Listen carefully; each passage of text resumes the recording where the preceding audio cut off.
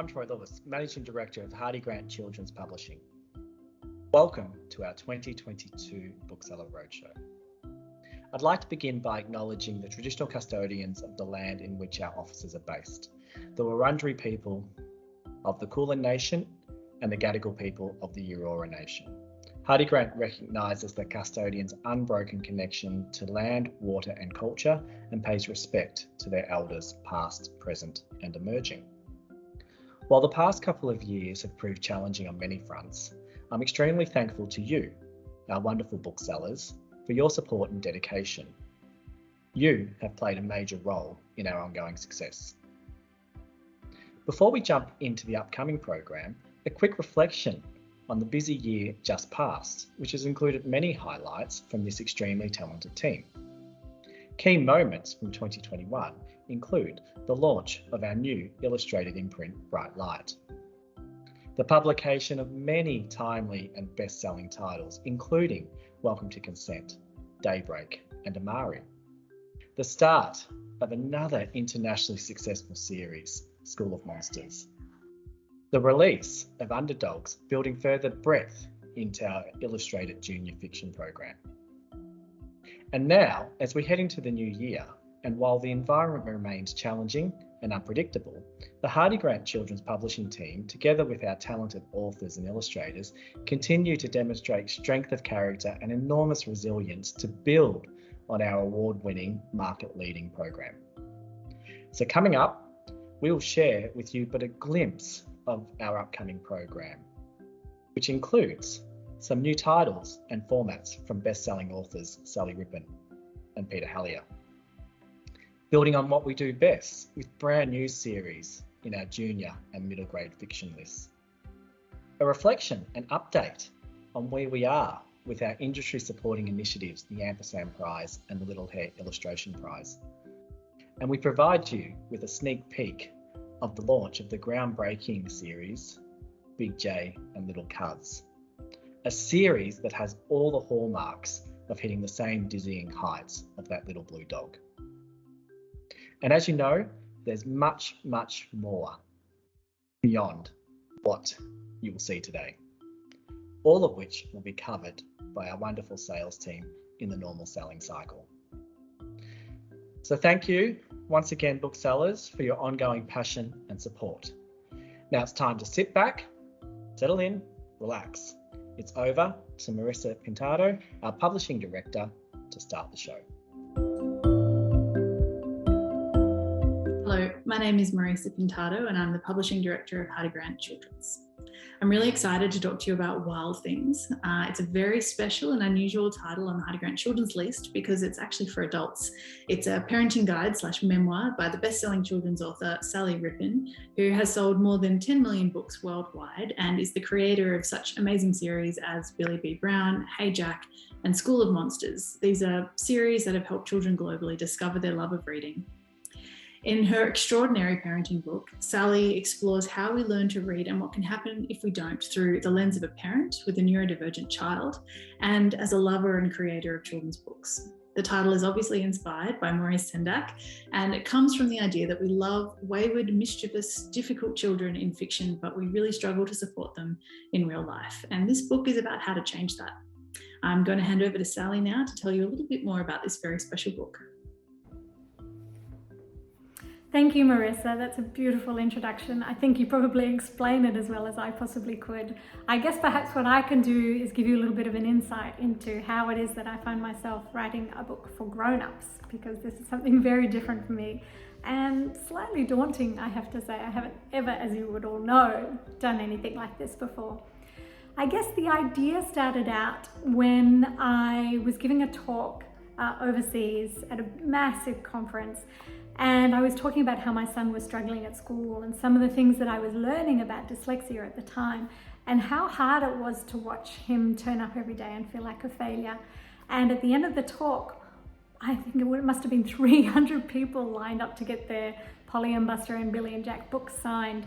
But most of them really wanted to talk to me about kids that they knew that were struggling or how they may have struggled at school themselves. And I realized that they're really, part of writing a story is that you you connect with other people's stories. And I realized that there were so many people out there that had a similar story to mine and the experience that my son was going through. And so the more I started to talk to other parents, the more I realized that there was really a place to put all this stuff that I was learning. And in a sense, what I'm hoping that I've done is really created the book that I wish that I'd had when my son started school. I feel like I've learned so much along the way about neurodiversity, about dyslexia, about ADHD and learning challenges, and more importantly, how we can support the kids like this at home and in the classroom, help them feel like they can achieve something, they can reach their potential, and most importantly, feel accepted and loved. So I guess the title comes from the fact that yes, it's very quick to look at a child's behavior and judge them, but sometimes there's stuff going on underneath. And what I'm hoping by the end of the book is this book will give you some clues as to how we can reach those children. I'm really looking forward to hearing what you think, and pretty nervous too. It's pretty exciting for me. Thanks so much again for all your support. Hello everybody, my name is Alison O'Brien and I lead the publishing on the Bright Light imprint. I also publish a few titles into Little Hare every year. I'm really excited to be showing you a sneak peek of a very special picture book we have coming out at the end of the year called Come Over to My House. The story explores the home life of children and parents with disabilities, but I'll leave it to Sally and Eliza to tell you more about that. I just wanted to announce that we also have the talented Daniel Gray Barnett on this project, who of course is the exceptional illustrator of Grandma Z a few years ago, and more recently Zoe Foster Blake's Scaredy Bath. Dan is doing an exceptional job at bringing Sally and Eliza's story to life. They write in rhyme and it's just such a feel-good read. And as you can see from this sample pic of Dan's, he's just so good at movement and expression and character, and it's just a match made in heaven. So we can't wait to share the pages with you soon, but for now, here's Sally and Eliza to talk more about the story. Hi, I'm Sally Rippin. I'm so thrilled I had the opportunity to work with Eliza Hull on this beautiful book, and I'm so excited about it coming into the world. Eliza and I have been friends for a while now, and she's the most extraordinary activist in the world, alongside being an incredible musician, a documentary maker. She's run choirs, she's really just quite incredible. So when she asked if I would come on board with writing this book with her, I couldn't have been more thrilled. I've learnt lots since I've been Eliza's friend. I guess the most important thing being is that I've really learned to see the disability community in a very different way. And then in fact, what Eliza was the first person that taught me the idea of the social model of disability as opposed to the medical model. The medical model being that we need to change the person, that there's something wrong with the person and they need to be fixed, as opposed to the social model, which is that we need to fix the environment so that they can best access life in the way that we do and reach their full potential. So I guess I owe a lot to Eliza for helping me really connect with the community that I hadn't really had much to do with before. And I really hope that what this book will do will open up discussions with children, and also more importantly for children and families in the disability community to see themselves reflected. I hope you all enjoy the book. I think it's a really important book, and I think with our Australian of the Year being Dylan Alcott, the timing couldn't be better. So I'm really excited to be bringing it into the world this year. Hi, how you going? My name is Eliza Hull and I am a proud disabled person. I have a physical disability. It's called Charcot-Marie Tooth. It's a neurological condition and it affects the way that I walk. I walk differently and I fall over regularly. I also have muscle loss and sensation loss, and it affects me in terms of my fatigue, and also I'm in pain.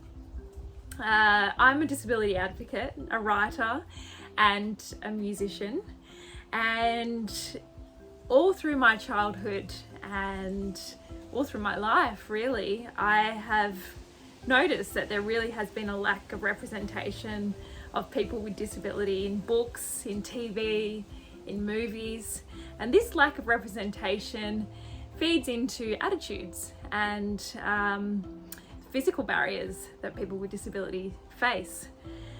There is a real sense that still today that disability is a deficit or a negative or a bad word, and these are the attitudes that I really want to shift and change, and that's why I am such a strong disability advocate and very ingrained in the disability community.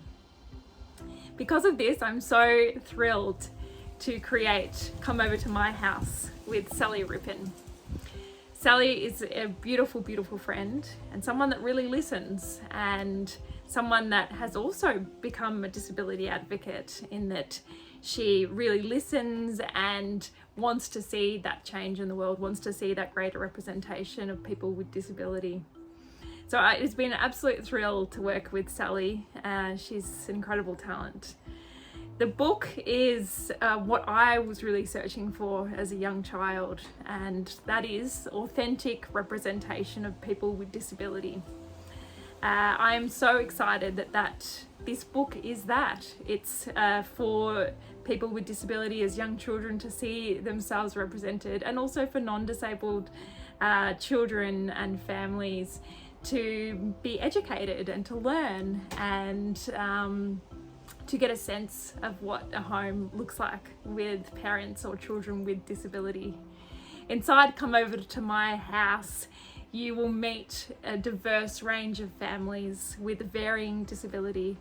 There are families where parents are neurodiverse, parents that are deaf, parents that have physical disability. And inside these homes, you get to know these families and also get to see authentic representation of these families and learn how creative and adaptable these families are. And in fact, the ways that they are creative and adaptable are actually what makes these families brilliant, unique and wonderful families. And so as the child goes into each house, they're welcomed into a home where diversity is celebrated, accepted, and where these parents are shown to be creative and adaptive. So I'm just so excited for this book. It's an incredible book, and it's so wonderful to have more representation, which is so important, of people with disability, so that young kids, which are the future, can start to learn more about disability and realize that disability is what makes this world so diverse and beautiful. I'm so excited for you to read it.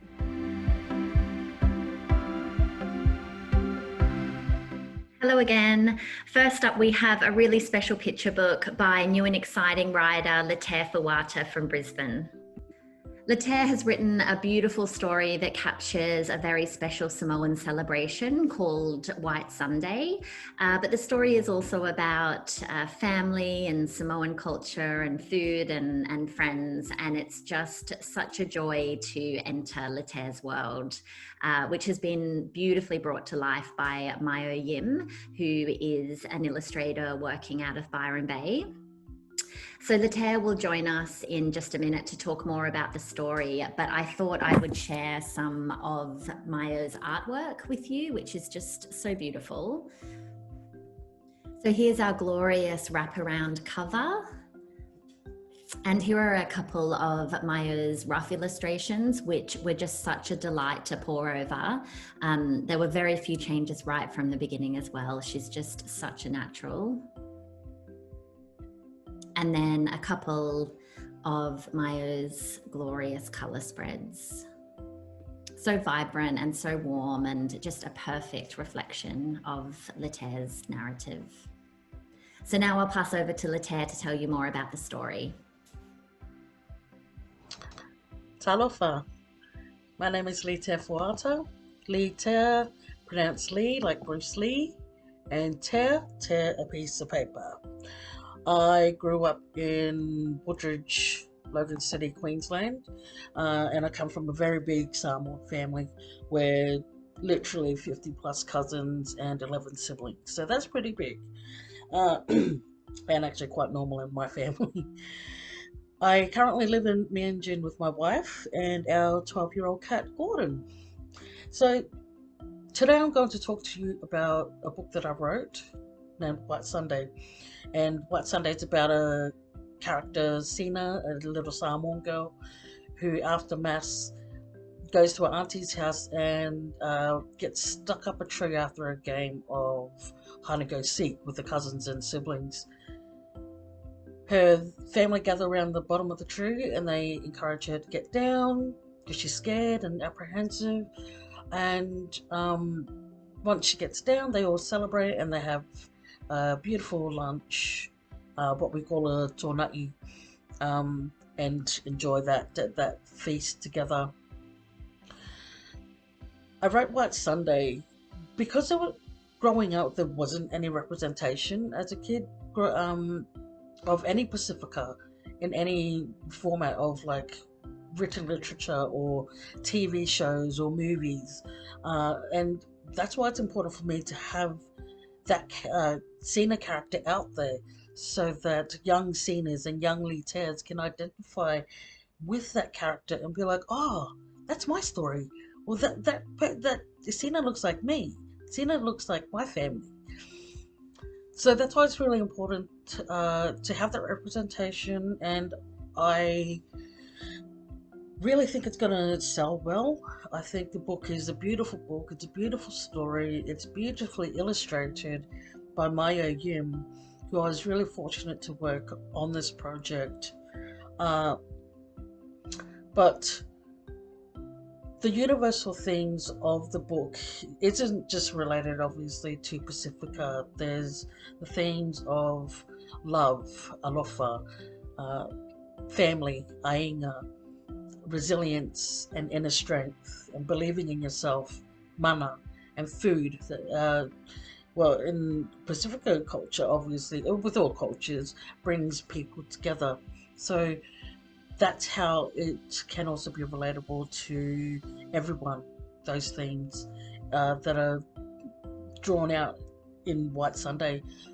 Again, I really think it's going to be a success, and I think we should really push this because White Sunday is going to change at least one child's life, and that to me will be a success. So I think let's get this book out there, let's sell it, let's do amazing things with it. And one last story, I, as a kid at 6 years old, did climb up a fence, get stuck up there. School principal had to call my mum. My mum came down, coaxed me down with a packet of chips. I asked mum as an adult, why did I do that? How did I get down? Don't know why, but I did get you down with a packet of chips. So food is so relatable to me, but also getting stuck up things. Yeah, so that's where I've seen it actually got a story from. Was from my experience as a kid. All right, thank you very much. As we say in Samoan, tofa soifua, and looking forward to hearing from you all soon. Have a good day. Hi, I'm Anna Vivas, publisher at Hardie Grant Children's Publishing. I publish the illustrated junior fiction and picture books on the Little Hair list. We have a wonderful video from Peter Helliar about his new picture book. It's his first picture book called Herman Crabb. It's very funny and it's really about lockdown and how we've all been put out of our comfort zone. It's very funny, of course. It's also illustrated by Matt Shanks. But here is Peter Helliar.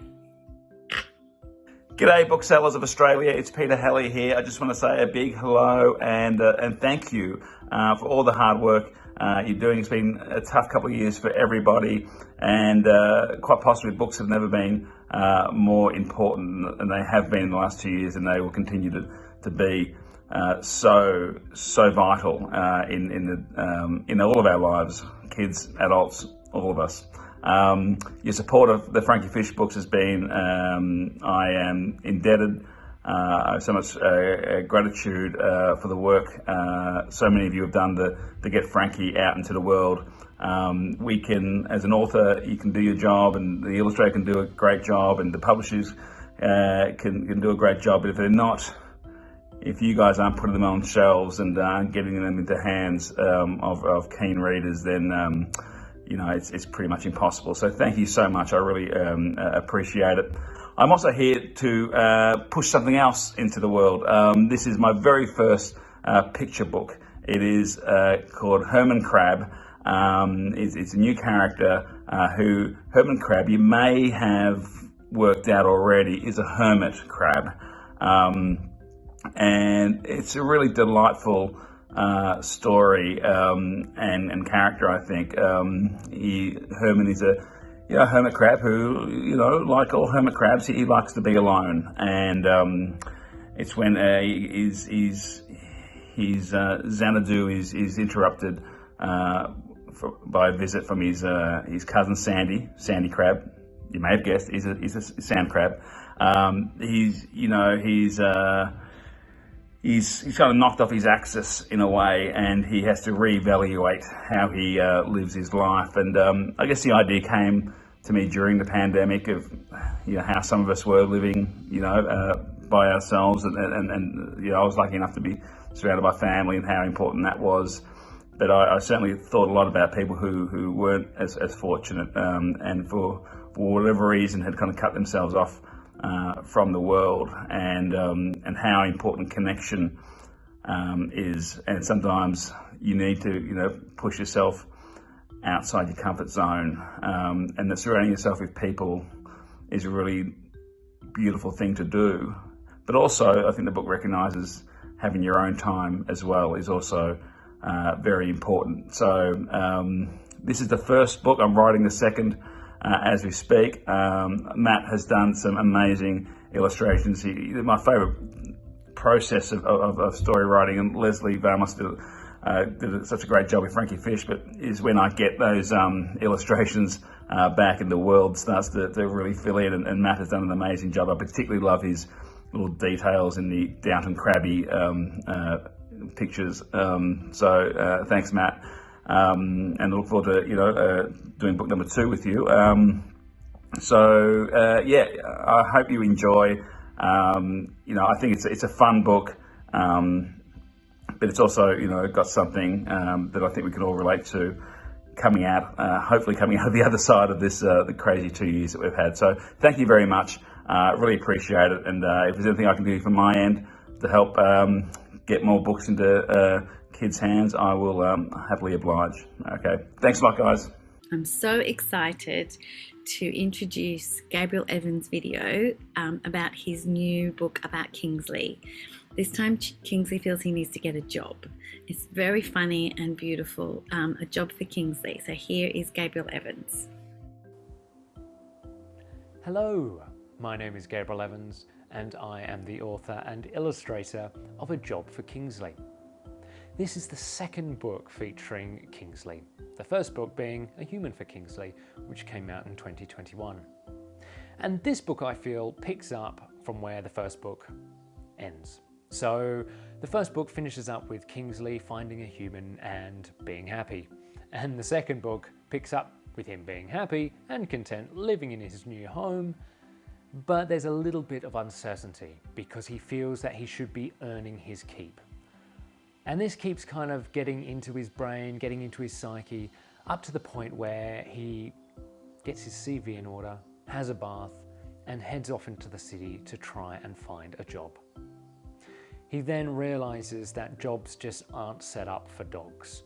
And after quite a few failed attempts, he leaves the city feeling fairly despondent, but then comes across the little girl who is looking sad and lonely, and he realizes that he doesn't have to earn his living to live with the girl. Being her friend is enough. And I want kids who read this book to take that message away, that you don't have to earn your place to be a friend. Being you is enough. When I was creating this story, when I was creating the illustrations, all the illustrations were made using a combination of watercolor, gouache, and pencil. And these are my go-to mediums. I really love working traditionally, so I can feel the artwork, I can see the mistakes, you can see the mistakes, you can see those preliminary drawings, you can see where I put a line in the wrong place. I just love that organic feel. And I really feel Kingsley himself lends his design to being created in traditional media. So this book was a lot of fun to make. It was a lot of fun to paint. It was a lot of fun to write and create. And I loved coming back to these two characters again.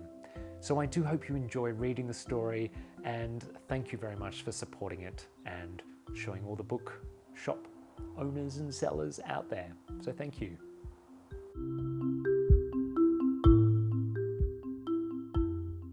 Hi everyone, I'm Abby Huff and I am thrilled to be introducing the very first book in our Little J and Big Cuz publishing program to you all today.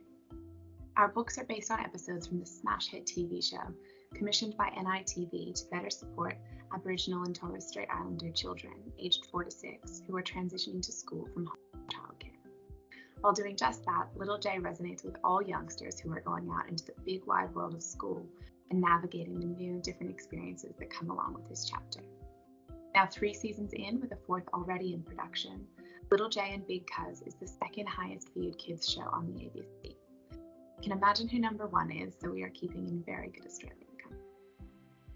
On top of all that, Little J and Big Cuz has been translated into 11 Indigenous languages, has won Best Children's Program at the Roadshow amongst a slew of other awards, and has 2 national treasures at its helm.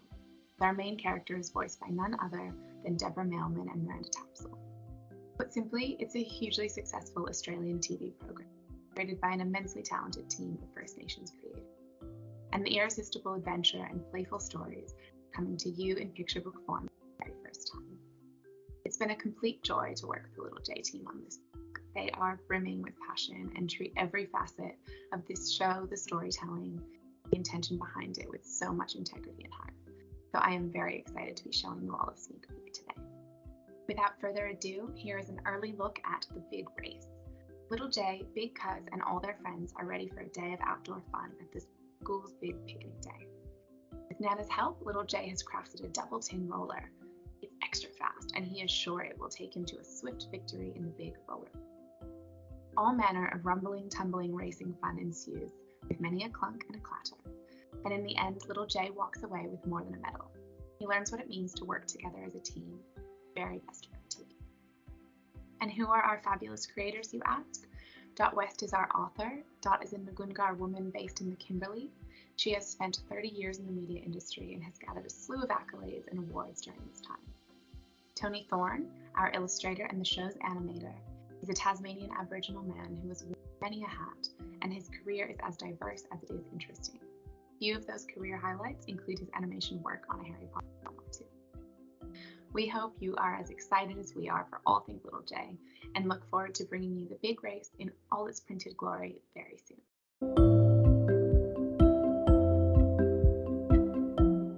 Hi everyone, my name's Rebecca and I'm a senior editor in the Hardie Grant Kids team.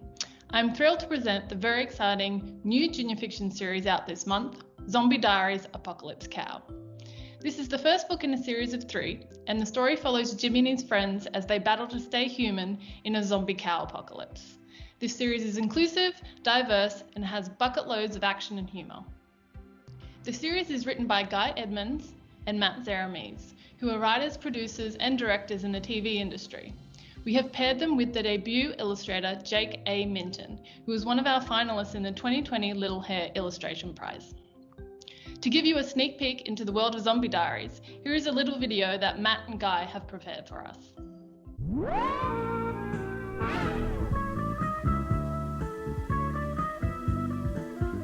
So I was just thinking a bit more about our trailer. Oh yeah? Yeah, okay, so get this. We start on a wide shot of Earth, and there's a spaceship. I'm vibing, big time. Great. Some epic music kicks in. Then we cut to the inside of a spaceship. Then, wham! This vintage car drives past with all this amazing lens flare. And then whoosh! Some medieval knights are battling in a field. Ka-ching, ka-ching, ka-ching! And then wham! This farmer is running his hand across some wheat in a field. Beautiful shot, okay, magic hour. Beautiful. And then... What? Stop you there, dude. Okay, because that's all beautiful, super evocative. Thank you. Really sensing it, but none of that's actually in our book. Right, so aren't we doing a trailer for Medieval Space Farmer 4? No, our new book, Zombie Diaries. Oh yeah, let's start again. Okay, cool. Hi, my name's Matt. And I'm Guy. And we're the writers of the Emmy Award-winning kids TV series Hardball! Woohoo! As well as a cool new book published by Hardie Grant called Zombie Diaries Apocalypse Cow. It is a mega funny, uber zany series aimed at kids 7+, written in this super accessible diary format. Now, if you're fans of The Bad Guys, The Last Kids on Earth, Diary of a Wimpy Kid, you are going to love this book. Yeah, totes. It's all about this 80s action movie obsessed kid named Jimmy and his best buds Huey and Daisy as they do their darndest to survive the zombie apocalypse. But not the kind of scary flesh-eating zombies that you see in those big grown-up movies. Oh, no. These zombies are cows. Literally. They're mooing and drooling all over the place. It's a drool fest. And if their drool gets on you, you are toast. And not the nice kind of toast from Horatio's Sourdough Bakery either. I love Horatio's sourdough. We both love Horatio's sourdough.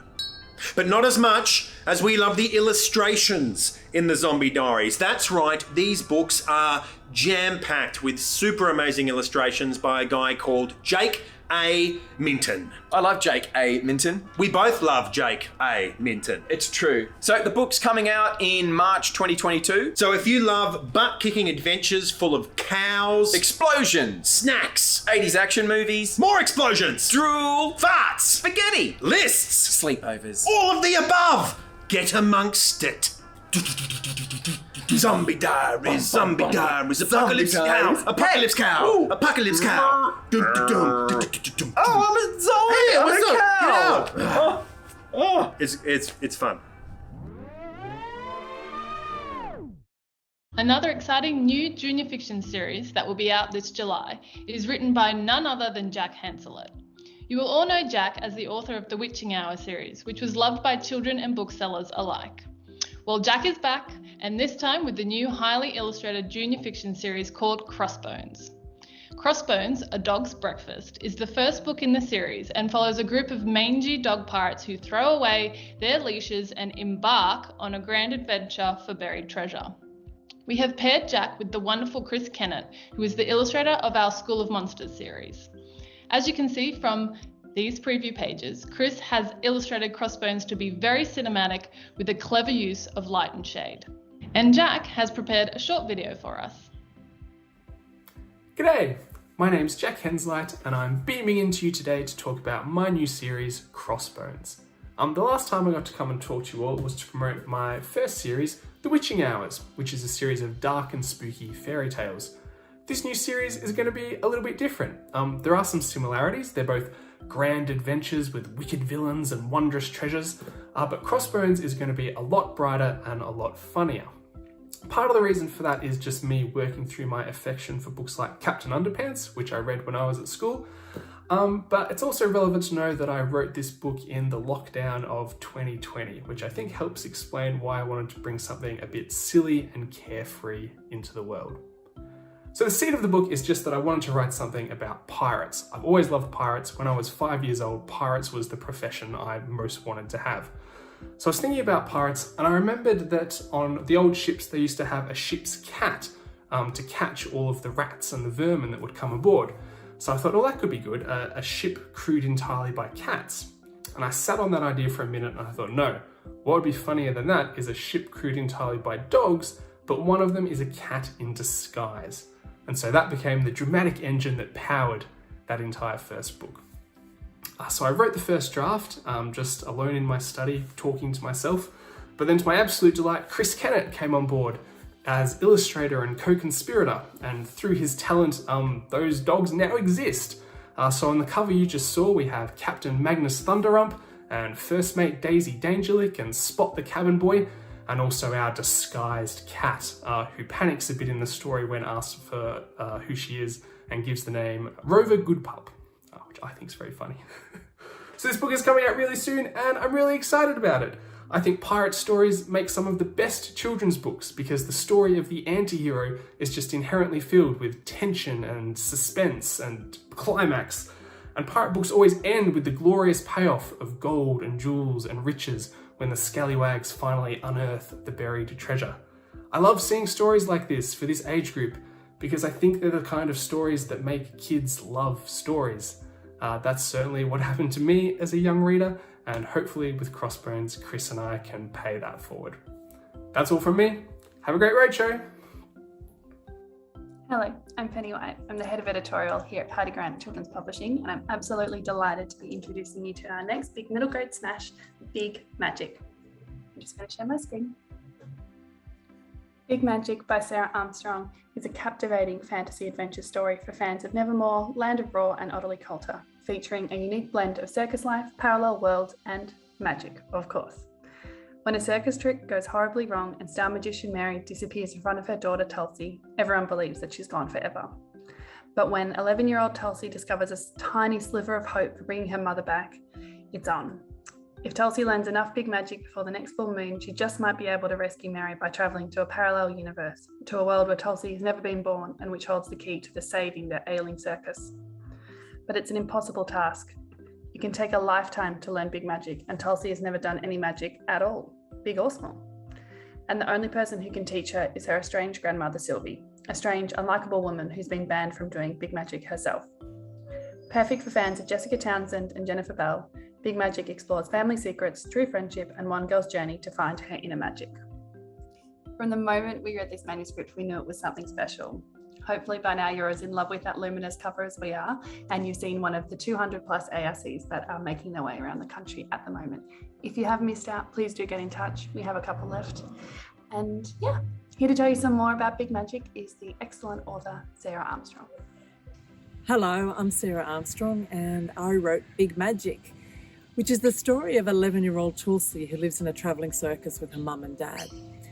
And with her best friend Kit, who's an acrobat in the circus, she loves to climb trees like this one, this amazing Moreton Bay fig that's in a park really close to my home in Mullumbimby.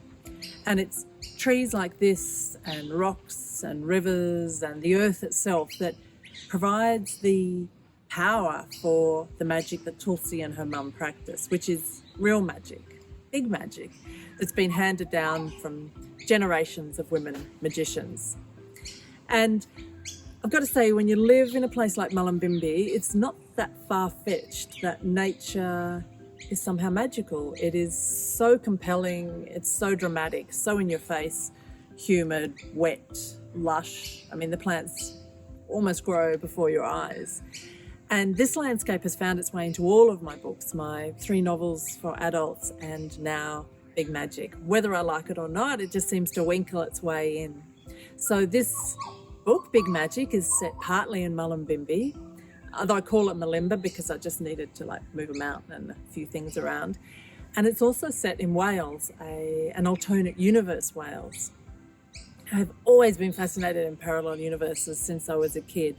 Just fascinated by that idea that, our life takes a turn for some reason, something happens to us or we make a decision and heads off in a different direction. But what if we could go back to that original trajectory of our life and see what our life would have been like? I've spent a lot of time as a young person thinking about that. So I put an alternate universe, a parallel universe in this book. And darling Tulsi, who Julia Murray has captured so beautifully on the cover of the book, Tulsi must travel to a parallel universe to try and save her mum. And to do that, she must summon all her courage and her cleverness and her magic, and encounters more than a few obstacles along the way, including a most dastardly alternate universe grandmother. I had so much fun writing this book, and I had so much fun in the editorial process, and I'm really super grateful to everyone at Hardie Grant for all their work that's gone into bringing Tulsi and her story to people, and I'm really grateful to booksellers who will be helping this book make its way into the hands of young readers. I honestly think that's the most thrilling part of the whole process for me, knowing that young readers will be reading about Tulsi and her story, because I was that young reader. Reading meant everything to me, and I'm really grateful to everyone for helping Tulsi's story make its way out into the world. Thank you. And now I'm going to ask my young videographer to just show you a little bit more of this amazing, beautiful tree.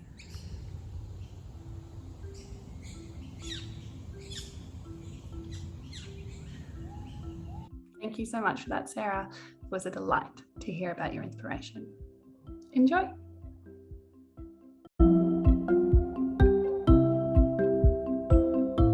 Hey everyone, I'm Luna and I'm really excited to introduce you to my favourite new contemporary young adult novel by the very talented author Biffy James. It's called Completely Normal and Other Lies. It's about Stella, who is 16 and has just fallen for Isaac, the most popular guy in her school. And it seems he loves her back. But nobody else knows, especially not his girlfriend, Grace.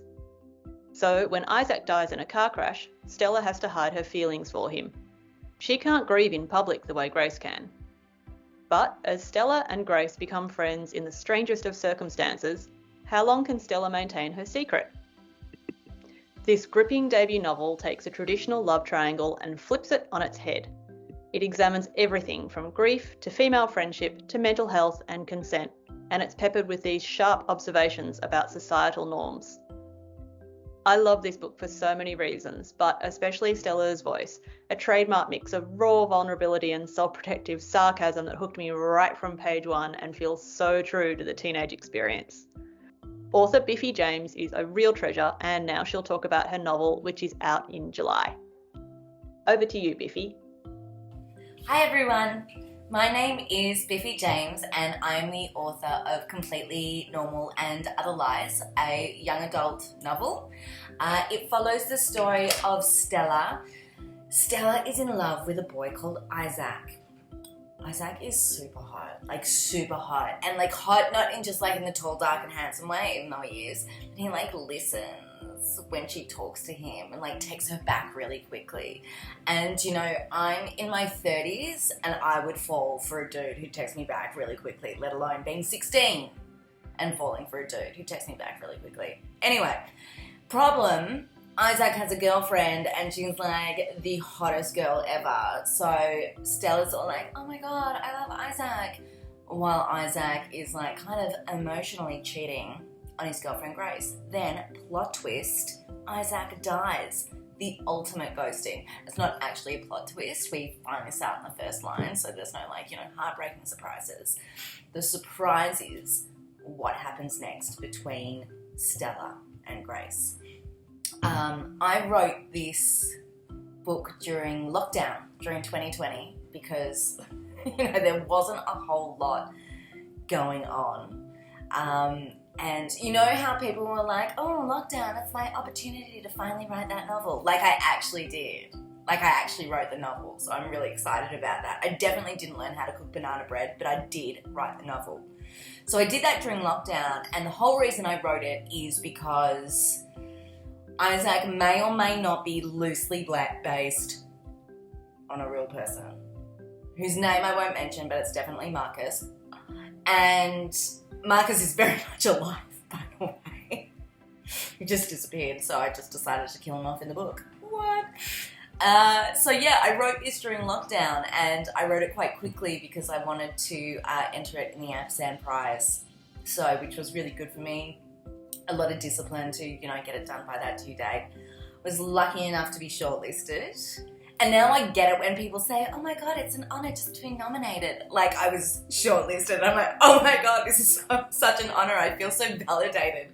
It was the most validating thing in the world, getting that email from Hardie Grant saying we've shortlisted you, because it's like, oh, maybe I can do this. And then I got the email saying, oh, we're going to publish it. I'm like, oh my God, what? No, really, I was like, of course you are. No, really, I was surprised. Pleasantly surprised. Not surprised, just really excited. And then spent, you know, the next 12 months working with the phenomenal Luna, editing it to be hopefully the best that it can be. And now it's in a place where I really love it. It's really nice to be able to read your writing even after a year of editing.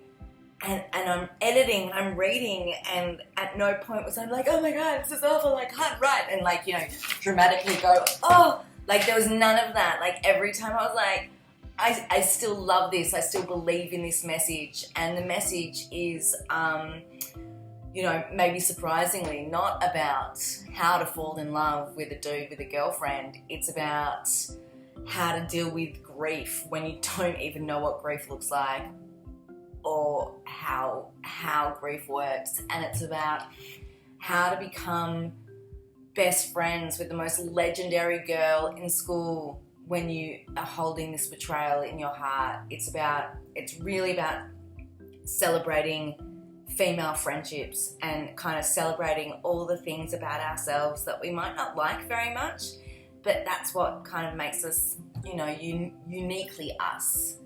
That's what I was trying to kind of, you know, put across that with this book. What I want readers, especially teenage readers, especially teen girl readers, to get out of this is, you know, loves come and go, but some friendships are forever. And that's kind of the real love story, you know, is these friendships that we make when we're teenagers. And yeah, so look, I really, really hope you like it. I like it. Luna likes it, and you know, it made me really happy to write, and it makes me really happy when I edit and reread it.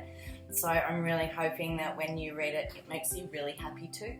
I'm really excited. I can't wait to meet you all. I hope you invite me to your bookshop. So I'm like, hi, and I'll like write my name and like sign my books and feel really important, but mostly I'll take any opportunity to wander around a bookshop.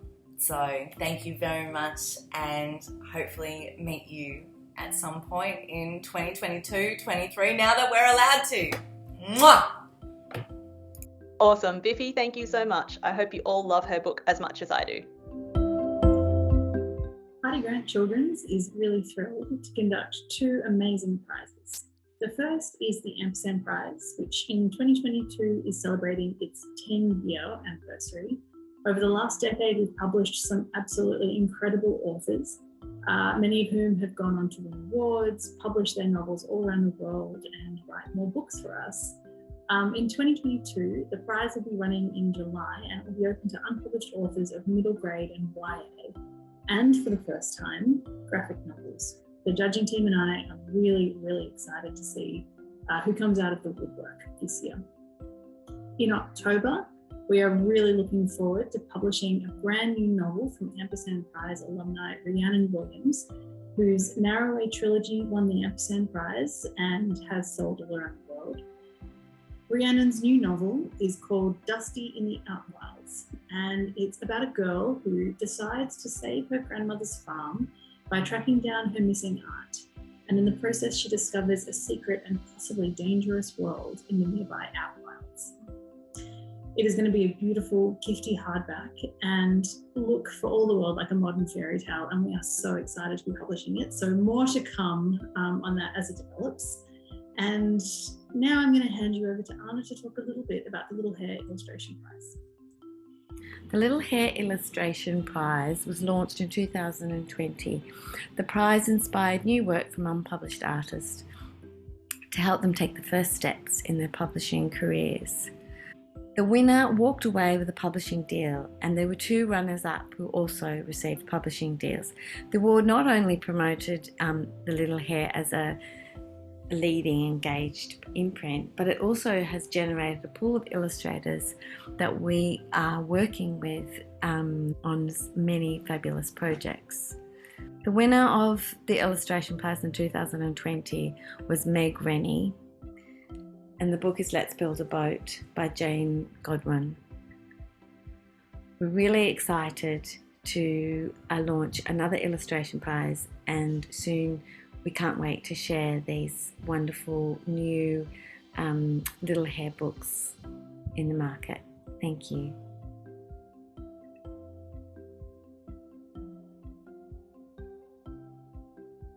Hi, it's me again. I hope you're enjoying the Roadshow. I just want to tell you about the Little Hair rebranding. Our award-winning designer, Pooja, has designed a new logo for Little Hair titles for Hardie Grant Children's Publishing. So these titles are titles you already know, things like Walk of the Whales, A Human for Kingsley, Jetty Jumping, Windows, and all of Bronwyn Bancroft's titles. The most recent, Sun and Moon. So these titles, these picture books, all come under 3 banners. They're children's choice, which means they're funny and engaging and accessible books that are aimed squarely at kids and great to read aloud again and again. Another one is Learn by Stealth. So that means there are books that are life-changing, and the lessons are not obvious. It's very much a hidden message and still fun to read, but you don't realise there's a message there. Stories to treasure, and these are just unforgettable books that we read over and over again. We are also launching another Little Hair illustration prize this year, which will be, we'll announce the text soon in the next month or so. So we're really grateful, all the publishers that are publishing into the Little Hair list, all the wonderful sales, and I hope you enjoy the books as much as we love working on them. So thank you. Hi everyone, my name is Lauren Draper and I'm the Marketing and Publicity Manager here at Hardie Grant Children's Publishing. Thank you so much for joining us for our roadshow. We've reached the end of our presentation. I hope you've enjoyed this selection of titles coming up for the next year. I hope you love reading these books as much as we've loved producing them, and thank you so much for your support over the last 2 years. We know it hasn't been easy, but it's heartening to now see authors on the road again, touring, doing events, and getting back to the things that we love most. If you're interested in any of these titles or any of our other books upcoming, please get in touch. We'd love to chat to you again and get back to seeing you all in real life. So thank you again, and we'll see you all next year.